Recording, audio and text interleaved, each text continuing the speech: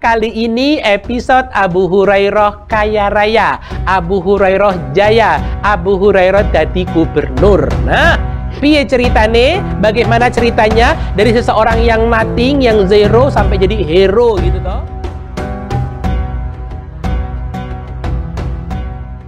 A'udzubillahi minasyaitonirrajim. Bismillahirrahmanirrahim. Assalamualaikum warahmatullahi wabarakatuh.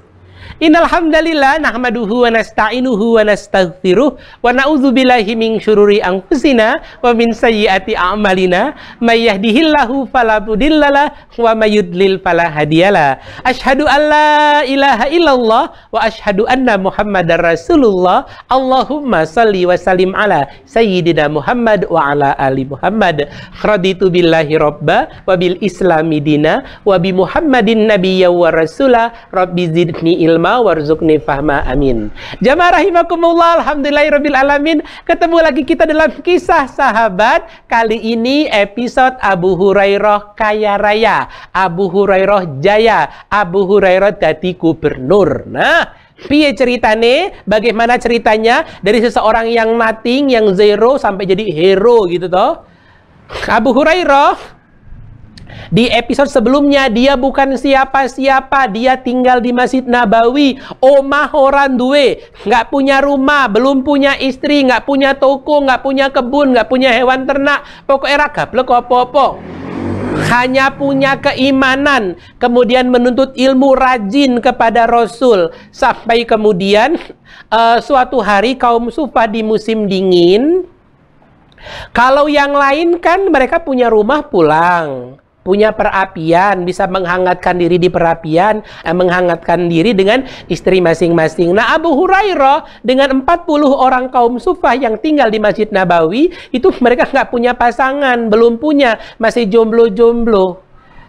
Mereka kelaparan, kedinginan, kemudian tinggal di teras masjid ala kadarnya lah. Saat itu Masjid Nabawi tersebut ya, atap lantainya masih pasir, kemudian atapnya itu masih daun kurma.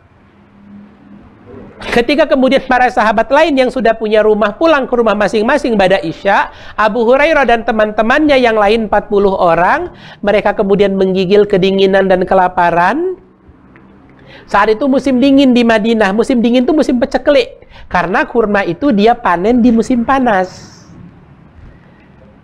Para sahabat kemudian yang kaum Sufah ya, mengadu kepada Rasul, ya Rasul, tidakkah engkau ingin berdoa kepada Allah supaya kita kaum muslim ini hidup bahagia, hidup aman, tentram, nyaman, berkecukupan ya Rasul?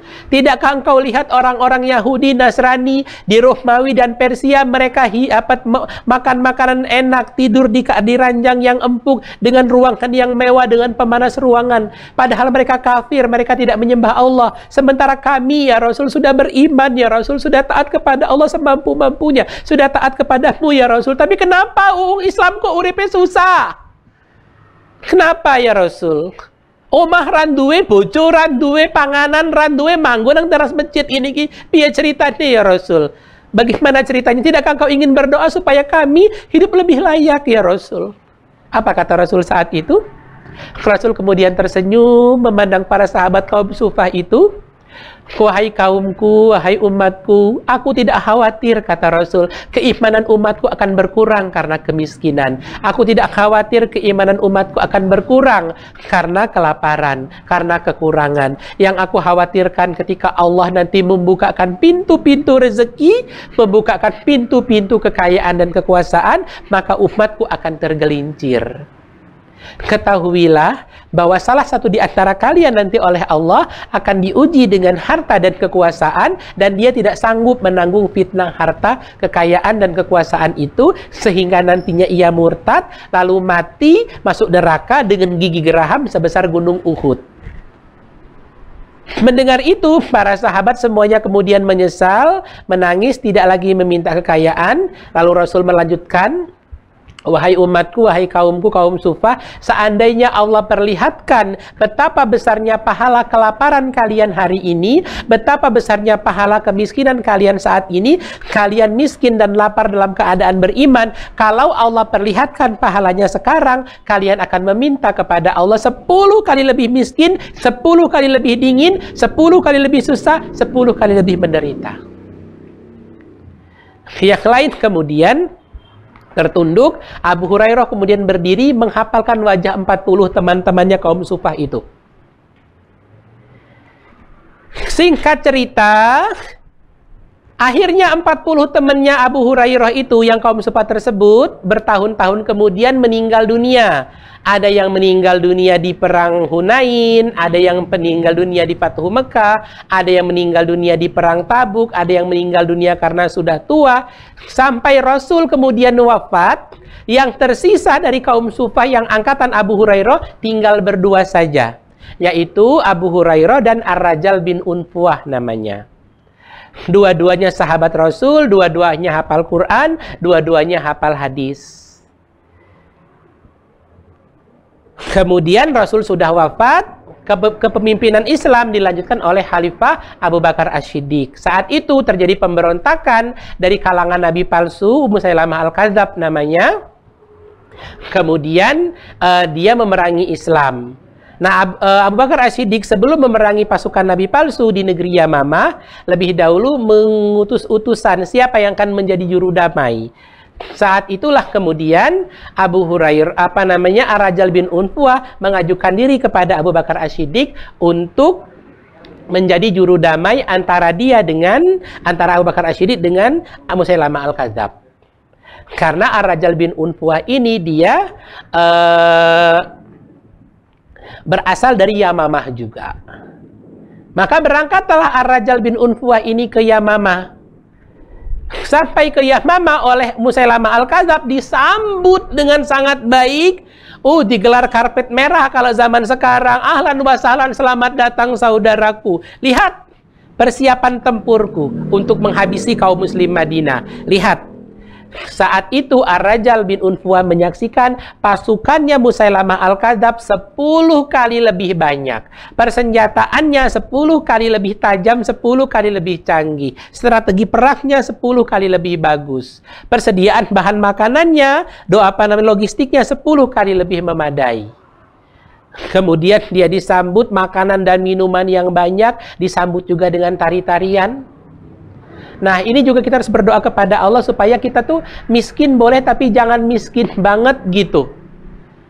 Supaya kita nggak kufur nikmat. Miskin itu kita, tapi jangan sampai nggumun banget, jangan sampai heran ketika melihat makanan enak biasa aja, melihat gedung mewah biasa aja, melihat hiburan biasa aja gitu. Jangan sampai seperti Ar-Rajal bin Unfuah. Apa kata Musailamah Al-Kadzab? Lihat wahai Ar-Rajal, dengan pasukanku, dengan persiapanku, aku memerangi kaum muslim pasti akan menang.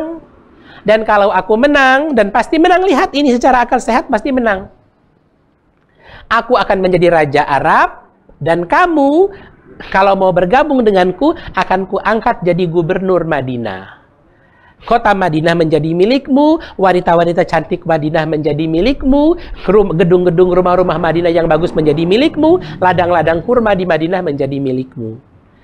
Ar-Rajal melihat itu dengan akal sehat, dengan rasionalitas. Jadi tetap hati-hati dengan akal sehat, hati-hati dengan rasionalitas. Dalam hidup ini, iman, akal, baru perasaan. Ini nggak boleh ketukar-tukar posisinya. Iman yang memimpin seluruh aktivitas kehidupan kita. Baru akal itu dipimpin oleh iman. Jangan sampai meletakkan akal lebih tinggi daripada iman. Jangan. Dampaknya buruk sekali, bisa sampai murtad seperti Ar-Rajal bin Unfuah ketika meletakkan akal sehat, meletakkan rasionalitas, meletakkan logika lebih tinggi daripada akidah, lebih tinggi daripada iman. Maka iman harus nomor satu, lebih tinggi, yang memimpin akal. Tapi saat itu Ar-Rajal meletakkan akal lebih tinggi daripada akidah. Dia melihat secara akal mesti menang ini. Akhirnya kemudian dia tertarik bergabung dengan pasukan Nabi palsu, pasukan Musailamah Al-Kadzab. Yang terpikir olehnya adalah Nanti perang melawan kaum muslim, dia kemudian menang, dia jadi gubernur Madinah.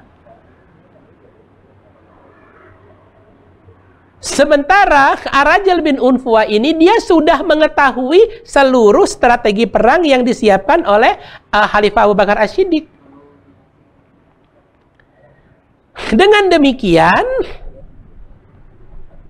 ketika akhirnya perang Yamamah episode 1, kaum muslim kalah telak. Di episode 1 itu kakaknya Umar bin Khattab, Zaid bin Khattab, meninggal dunia. Di perang Yamamah episode 1 itu juga Tufail Ad-Dausi, bapak angkatnya sekaligus guru pertamanya Abu Hurairah, meninggal dunia. Sementara saudara angkatnya, anaknya Tufail Ad-Dausi yang laki-laki, itu luka parah di perang Yamamah itu. Jadi karena pengkhianatan Ar-Rajal bin Unfuah, kaum muslim itu kalah telak di perang Yamamah episode 1. Tapi Abu Hurairah dia antara senang dan sedih. Sedih karena pengkhianatan itu kaum muslim jadi kalah, terutama para sahabat penghafal Quran banyak yang syahid. Senang karena bukan dia yang berkhianat tersebut, karena Rasul kan bersabda tuh, salah satu di antara kalian nanti akan yang diuji dengan harta, akan ada yang diuji dengan harta dan kekuasaan dan nggak sanggup, sehingga kemudian dia murtad masuk neraka nanti, gigi geraham sebesar gunung Uhud. Alhamdulillah, kata Abu Hurairah, bukan saya. Karena Abu Hurairah kemudian dia selalu mengingat hadis itu dan nangis ketika tinggal dia dengan Ar-Rajal tok waktu itu. Dia nangis, ya Allah, Rasul nggak mungkin berbohong, tinggal saya sama Ar-Rajal sekarang. Yang lain sudah matinya husnul khotimah. Saya mohon ya Allah jangan saya yang masuk neraka, tapi saya juga tidak mendoakan Ar-Rajal, gitu maksudnya. Tapi kemudian Ar-Rajal yang memilih jalannya sendiri ketika dia tergoda oleh harta dan kekuasaan. Kita di dalam dakwah ini juga akan diuji dengan hal-hal seperti itu. Sampai akhirnya kemudian Ar-Rajal bin Unfuah ini dia berhasil dibunuh oleh Zaid bin Khattab di perang Yamamah episode 1. Apa yang terjadi dengan Ar-Rajal? Dia akhirnya mati murtad, nantinya masuk neraka dengan gigi geraham sebesar gunung Uhud. Sudah kaya belum dia? Belum. Jadi gubernur Madinah dia? Belum. Kenikmatan dunia belum, dia baru sampai di angan-angannya saja. Kita jangan sampai menjadi Ar-Rajal bin Unfuah ini. Ar-Rajal ini bukan orang bodoh loh dia. Dia hafal Quran, hafal hadis banyak, muridnya Rasul langsung, teman sekolahnya angkatannya Abu Hurairah. Tapi jalan hidup seseorang, ya, makanya saya sampai sekarang ketika mau doa mau minta kaya gitu, saya juga khawatir, ya Allah, kalau saya diuji dengan kaya, jangan-jangan saya emang nggak cukup mental saya untuk kaya ngono. Wes ngene kaya apa-apa ya Allah gitu. Yang penting saya jangan sampai kupur nikmat lah udah gitu. Ya penting ya punya tempat tinggal, bisa makan 3 kali sehari ngono, setelah pokok ngaji lancar ngono. Ya syukur nek iso duwe omah papat, mobil mengkilat ngono ya toh. Ono kolam renangi, songgo umat, macam-macam lah rencana-rencana seperti itu. Silakan. Akhirnya kemudian perang Yamamah episode 2 itu kaum muslim akhirnya menang. Nabi palsu kemudian dibunuh oleh Al-Wahsi dengan tombak yang sama yang digunakan ketika Al-Wahsi masih kafir dulu. Tombak itu digunakan untuk membunuh Hamzah radhiyallahu anhu. Kemudian setelah Al-Wahsi masuk Islam, tombak yang sama digunakan untuk membunuh Musailamah Al-Kadzab. Abu Hurairah kemudian dia mengajarkan hadis. Setelah Abu Bakar wafat radhiyallahu anhu, digantikan oleh Khalifah Umar bin Khattab. Umar jengkel banget karo Abu Hurairah. Abu Hurairah sering dipanggil, "Kowe iki lho Abu Hurairah, bola balik menyampaikan hadis. Sekarang kita lagi fokus pada kodifikasi Al-Qur'an. Jangan dulu menyampaikan hadis biar nggak tercampur baur. Kowe nek ngeyel tak balikin nang kampung daus lho kowe ngono." Apa kata Abu Hurairah? Ya Amirul Mukminin, Quran itu sudah dijamin oleh Allah, nggak usah khawatir, nggak usah bingung. Saya nggak mungkin bisa mencampur adukan Quran, ya toh? Sementara hadis nggak ada jaminan. Demi Allah, kalau bukan karena laknat Allah dan Rasulnya dan seluruh makhluk hidup, ketika seseorang menyembunyikan ilmu, itu demi Allah semua hadis dari Rasul akan saya ambil untuk diri saya sendiri. Abu Hurairah tuh nggak pernah takut sama Umar bin Khattab. Kenapa? Ketika zaman paceklik dulu, dia lagi kelaparan dari pagi sampai sore, dia nggak makan sampai isya, dia puasa dengan air, berbuka dengan air sampai isya, kemudian dia keluar dari masjid, nunggu di jalan keluar, berharap ada orang yang mau mentraktir dia makan. Lewatlah Umar bin Khattab pertama. Lewatlah Umar, kemudian Abu Hurairah pura-pura menanyakan sebuah hadis. Padahal dia lebih tahu daripada orang yang ditanya. Umar menjawab itu kemudian pergi. Dalam hatinya Abu Hurairah, jan rapeka tenan. Mbak aku kita jak neng omahmu ngono. Dikai segelas susu, apa segenggam kurma ngono, apa seiris roti. Wis lunga wae. Menjauh Umar. Kemudian lewat Abu Bakar. Abu Hurairah pura-pura menanyakan sebuah ayat. Abu Bakar menjawab lalu pergi. Maka teringatlah Abu Hurairah, jangan pernah berharap kepada manusia, wahai Abu Hurairah. Itu pesan Rasul. Kalau kamu berharap kepada manusia, kecewa, siap-siap kecewa. Jangan pernah berharap kepada manusia, berharaplah hanya kepada Allah saja. Karena Allah tidak akan pernah mengecewakanmu. Akhirnya Abu Hurairah kemudian berjalan menuju masjid. Ya Allah, kalau takdir saya kenyang hari ini, maka berikanlah makanan itu. Kalau takdir saya lapar hari ini, maka berikanlah pahala yang banyak untuk saya. Kemudian dia menuju masjid, Rasul keluar. Begitu Rasul keluar, Abu Hurairah pikir lagi, pura-pura nanya hadis enggak ya kepada Rasul? Enggak Rasul juga manusia. Walau bagaimanapun Rasul adalah manusia. Abu Hurairah nunduk, jalan menuju masjid, kata Abu Hurairah, kata Rasul, Assalamualaikum ya Abu Hurairah. Waalaikumsalam ya Rasul. Ya kini Abu Hurairah melu aku kue ngeleh toh ngono. Kamu lapar kan gitu. Rasul kok tahu? Ya tahu, kita kan udah bestian lama gitu. Udah temenan lama, udah tahu. Jadi kalau kalian beneran temenan, halo yang merasa sahabat temenan, kalau kalian belum tahu wajah teman kalian ketika lapar, kalian belum temen. Nggak usah sosokan sahabat-sahabat kalau kalian belum ngerti wajah laparnya teman kalian tuh kayak gimana. Ya, jangan ditanyain, langsung aja yuk kita makan gitu.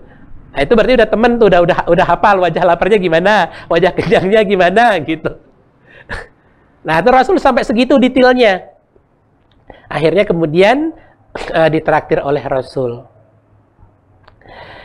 Ketika kemudian Umar bin Khattab wafat, digantikan oleh Ali bin Abi Thalib.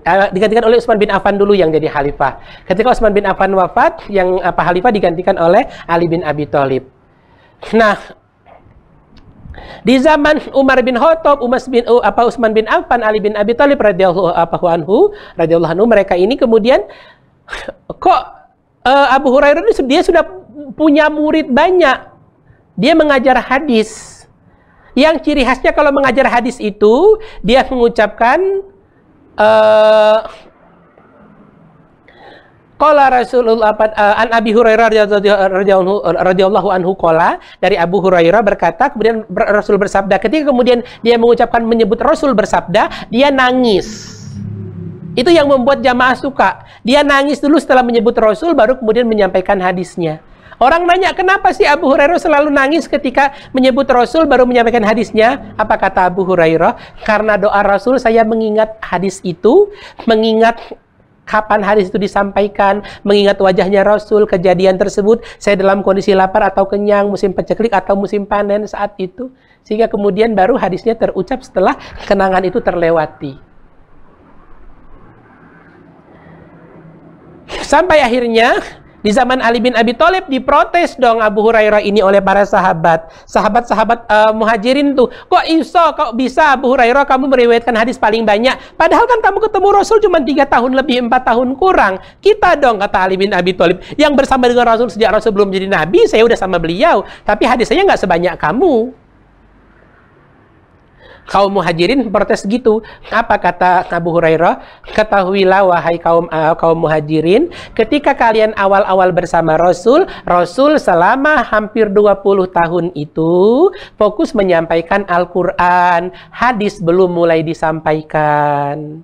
Dan ketika hadis mulai disampaikan, kalian sudah mulai sibuk berdagang. Kaum Ansor juga begitu. Ketika Rasul awal-awal hijrah ke Madinah, itu masih fokus menyampaikan Al-Quran. Ketika Al-Quran sudah hampir selesai diturunkan, Rasul sudah fokus mengajarkan hadis, kalian mulai sibuk bertani. Sementara saya 3 tahun lebih, 4 tahun kurang, saya tidak berdagang, saya tidak bertani, saya mengikuti Rasul kemanapun Rasul berada, kecuali ketika Rasul masuk ke kamar istri-istrinya. Aku kon balik ning masjid, rai untuk ngancani. Hanya itu saja. Sampai saya itu sering kali kelaparan. Pernah saya itu kelaparan dari pagi sahur hanya dengan air, berbuka dengan air, waktu isya saya pingsan. Dikiranya saya kemasukan setan, malah diruqyah sama orang-orang. Setelah saya sadar, aku ngeleh, ora kelepon setan aku. Ngeleh aku. Insya Allah. Nah, Siti Aisyah maju dong. Wahai Abu Hurairah, saya juga nggak berdagang, saya nggak bertani, saya mengikuti Rasul bahkan ke dalam kamarnya. Tapi hadis saya nggak sebanyak engkau, gimana ceritanya dong gitu. Jangan-jangan hadismu banyak yang palsu. Abu Hurairah kemudian memandang Bunda Aisyah, wahai Ummul Mukminin, ketahuilah saya kalau datang ke majelis ilmunya Rasul nggak pernah telat, catet. Nggak pernah duduk belakang, catet. Saya itu duduk paling depan, fokus. Sementara Bunda wis tekone telat ning mburi, isik salam-salam, cipika-cipiki karo konco-konco nih. Sudah gitu, saya seumur hidup saya bersama Rasul 3 tahun lebih, nggak pernah mikirin bedak, nggak pernah mikirin celak, nggak pernah mikirin kostum matching opora. Sementara Bunda pikirannya mesti bersaing cinta dengan istri-istri yang lain. Itu Bunda Aisyah langsung merasa kayak ditampar bolak-balik. Iya, mungkin karena itu hadis saya tidak sebanyak engkau, wahai Abu Hurairah gitu. Kata Abu Hurairah, sebetulnya bukan karena itu, wahai Ummul Mukminin, karena saya didoakan oleh Rasul. Rasul mendoakan saya, ya Allah, buatlah Abu Hurairah mengingat semua apa yang saya ajarkan. Jadi Abu Hurairah itu bagian dari mukjizatnya Rasul. Sampai akhirnya Ali bin Abi Thalib wafat, radhiyallahu anhu, kekhalifahan pindah ke Bani Umayyah. Yang jadi khalifah adalah Muawiyah bin Abu Sufyan. Ceritanya tuh, iki. Nek pengen cerita komplit, belajar kitab namanya Kitab Daulah. Awis rampung ning kono kitabe. Ngono ya ceritanya ya toh. Daulah nama kitabnya. Akhirnya kemudian ibu kota kaum muslim yang di Madinah pindah ke Syam. Lalu siapa yang jadi gubernur Madinah? Masih ada banyak sahabat yang hidup di zaman itu, tapi Muawiyah bin Abu Sufyan memanggil Abu Hurairah untuk jadi gubernur Madinah. Sebelum itu di zaman Umar bin Khattab dulu, Abu Hurairah ini karena dia pintar hadis, pintar Al-Quran, dia pernah diangkat jadi gubernur Bahrain. Ada yang mengatakan gubernur selain itu, tapi yang paling masyhur di Bahrain itu dia 5 tahun bertugas.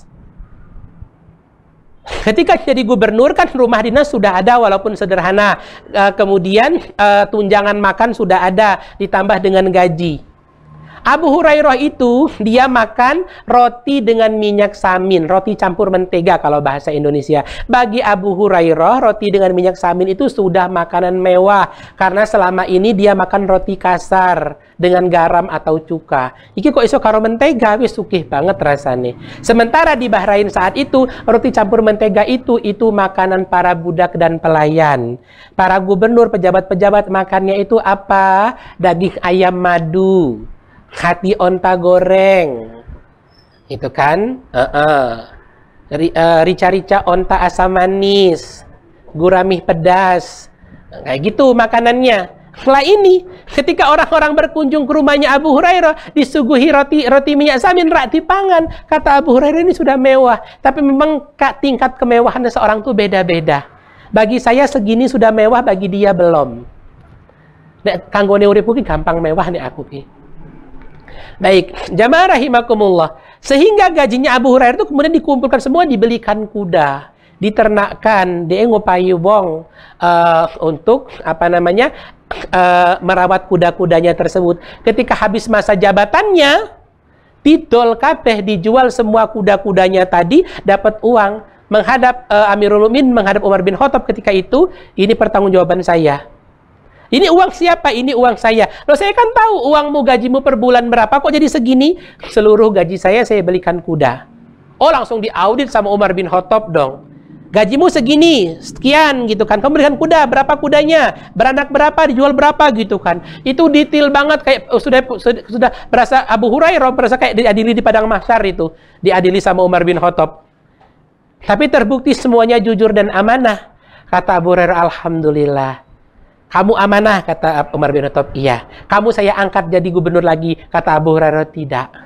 Biarlah saya menjadi guru hadis saja, guru ngaji di Masjid Nabawi. Oh, kenapa kamu nggak mau jadi gubernur lagi? Bahkan ada orang yang lebih soleh daripada kamu, lebih pintar daripada kamu. Dia mengajukan diri sebagai bendaharawan Mesir. Apa kata Abu Hurairah? Saya tahu dia lebih soleh daripada saya. Dia lebih taat daripada saya, lebih pintar. Namanya Nabi Yusuf bin Nabi Yakub bin Nabi Ishak bin Nabi Ibrahim. Wajar kalau dia sanggup menahan amanah yang selama itu dan sebanyak itu. Sementara saya, siapalah saya? Anak yatim dari kampung Daus, sing raiso moco raiso nulis, wong bodoh wong kere. Aku khawatir kalau saya kelamaan jadi gubernur, nanti saya tergoda oleh harta dan kekuasaan, melepun rokok aku, mati aku dengan gigi geram sebesar gunung Uhud, nyusul Arajal bin Unfuah. Oh tidak. Biarlah saya mencukupkan diri dengan jadi guru hadis saja. Baik, jamaah rahimakumullah, pencinta para sahabat yang dirahmati Allah. Sekarang dong Muawiyah bin Abu Sufyan mengundang dia ke ibu kota, ke Syam, mengangkat, wahai Abu Hurairah, engkau aku angkat jadi gubernur. Loh kok aku, kata Abu Hurairah. Saya nggak berminat, orang pingin belas aku jadi gubernur Madinah. Justru karena itu, karena kamu nggak berminat, kamu saya angkat jadi gubernur. Kalau kamu berminat malah kampanye gue, neng Madinah, malah orang tak pilih. Tapi saya takut tidak amanah, wahai khalifah. Ya karena kamu takut nggak amanah, makanya saya pilih. Kalau kamu sudah kepedean, kamu yakin akan amanah, malah nggak saya pilih. Saya cari orang yang takut kepada Allah, begitu memang yang saya cari. Tapi saya nggak mau. Harus mau, sering.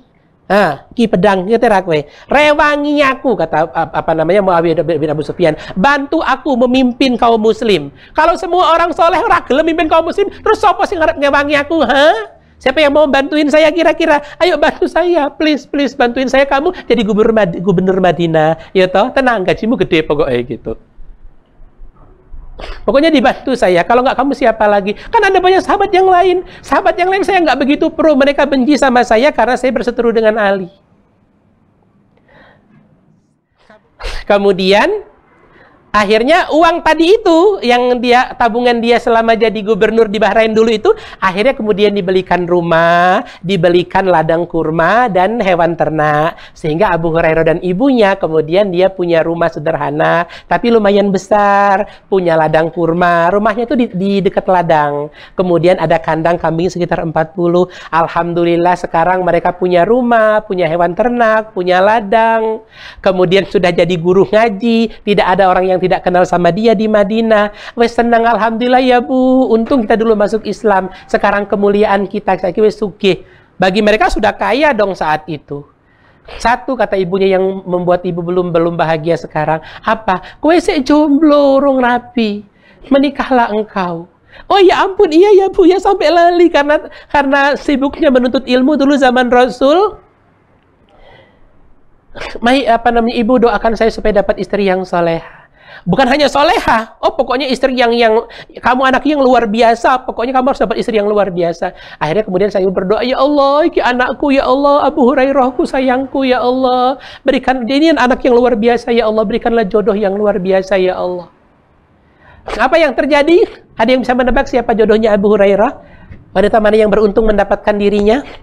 Tuan Ghazwan yang dulu majikannya, dia masuk Islam, hijrah ke Madinah. Putrinya pilih-pilih sama orang ganteng banget, nggak mau sama dia, sugih banget, nggak mau sama dia, yang biasanya dia nggak mau, sampai hijrah ke Madinah.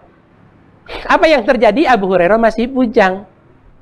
Mereka berpikir melihat Abu Hurairah sekarang, wah sudah mentereng dong. Siapa sekarang zaman sekarang aja tuh guru hadis di Masjid Nabawi, siapa yang nggak hebat? Udah hebat banget itu. Kehidupannya sudah berkecukupan, sudah punya rumah, punya ladang, punya hewan ternak, ya wes. Maka akhirnya Tuan Ghazwan dan Nyonya Ghazwan dengan putrinya, Putri Ghazwan datang ke rumah Abu Hurairah, melamar Abu Hurairah. Tuh ceritanya. Setelah menikah itu Abu Hurairah, ya Allah, setiap kali memandang istrinya, Allahu Akbar, alhamdulillah ya Allah, karena Islam loh dulu saya sama perempuan ini, setiap kali dia makan, bisa makan roti campur mentega, ya Allah. Dulu panganan kurang berjaji, dulu makan sekuaking lah. Kalau zaman sekarang ya, dulu tuh makan roti yang keras dan kasar. Kemudian setiap kali dia pilek atau dia mengelap ingus dengan kain gini, alhamdulillah, dulu tuh dia nggak pernah mampu membeli baju dari bahan kapas. Dari bahan rami dia belinya itu yang kasar, yang keras gitu. Yang kalau untuk ngelap ingus tuh apa pedes di sini tuh. Sampai akhirnya kemudian Abu Hurairah jadi gubernur Madinah. Ketika untuk pertama kali dia jadi imam di Masjid Nabawi, dia mau maju, terbayang ya Allah dulu yang jadi imam di sini Rasul. Rasul wafat digantikan oleh Abu Bakar. Abu Bakar wafat digantikan oleh Umar. Umar wafat digantikan oleh Utsman. Utsman wafat digantikan oleh Ali. Ali wafat digantikan oleh, masih ada Hasan dan Husain dulu. Kemudian sekarang saya, ya Allah, yang menggantikan posisi jabatan imam di Masjid Nabawi. Anak yatim dari kampung Daus yang biyen bukan siapa-siapa, yang sekarang jadi nomor satu di Madinah. Dan kemudian di hari ketika dia dilantik jadi gubernur, orang satu Madinah tahu kalau dia gubernur. Kemudian dia berangkat ke ladang kurma, mengumpulkan kayu bakar, berat ditambah sampai kemudian berat banget sampai dia pulang sempoyongan sambil menangis dan berkata, ya Allah, sesungguhnya kayu bakar di punggungku ini lebih ringan daripada amanahku sebagai gubernur Madinah. Abu Hurairah kemudian tidak mengambil gajinya. Dia mencukupkan diri dengan pendapatan dia sebagai petani kurma di ladangnya dan hewan ternaknya. Kemudian dia gajinya semuanya dimasukkan ke Baitul Mal. Sampai akhirnya Abu Hurairah punya anak, punya istri, ibunya kemudian meninggal dunia. Rumahnya Abu Hurairah tersebut tidak pernah lepas dari sholat tahajud. Sepertiga malam pertama itu pembantunya, sepertiga malam kedua istri dan anak-anaknya, sepertiga malam ketiga itu Abu Hurairah sampai nanti subuh sampai ke masjid. Sampai akhirnya Abu Hurairah menua dan sakit. Ketika sakitnya sudah semakin parah, setiap kali melihat ada orang meninggal dunia, dia berkata, berangkatlah kalian di waktu pagi, saya akan menyusul di waktu sore insya Allah. Kalau ada yang meninggal dunia sore, berangkatlah kalian waktu sore, saya akan menyusul besok pagi insya Allah. Ketika dia sakitnya sudah sangat parah, nggak bisa lagi jadi imam, orang-orang datang menjenguk, kemudian mendoakan supaya dia lekas sembuh. Dia berkata, saya nggak ingin sembuh, saya ingin segera bertemu dengan Rasul dan para sahabat yang lain. Aku wis ngerasake dari orang miskin sampai kaya, dari bukan siapa-siapa sampai jadi gubernur Madinah. Sekarang sudah saatnya saya kembali. Para sahabat yang masih hidup mengatakan, tidak, kami akan cari tabib yang paling baik untukmu. Ketika mereka pergi mencari tabib yang terbaik, saat itulah kemudian Abu Hurairah meninggal dunia. Abu Hurairah dimakamkan di pemakaman Baqi di samping Masjid Nabawi. Nah, salah satu doa Abu Hurairah kepada Rasul, ya Rasul, buatlah aku dan ibuku mencintai kaum muslim, dan buatlah kaum muslim mencintai aku dan ibuku. Jadi bagi siapa saja yang belajar hadis, lalu menemukan nama Abu Hurairah, lalu mempelajari kisah Abu Hurairah, maka dia akan mencintai Abu Hurairah ini. Kalau dia betul-betul muslim. Demikian kisah Abu Hurairah, mudah-mudahan sedikit ini bermanfaat. Kurang lebihnya mohon maaf. Alhamdulillah bersama-sama. Alhamdulillahirabbil alamin. Sempurnakan dengan doa kafaratul majelis. Subhanakallahumma wa bihamdika asyhadu an la ilaha illa anta astaghfiruka wa atubu ilaik. Wassalamualaikum warahmatullahi wabarakatuh.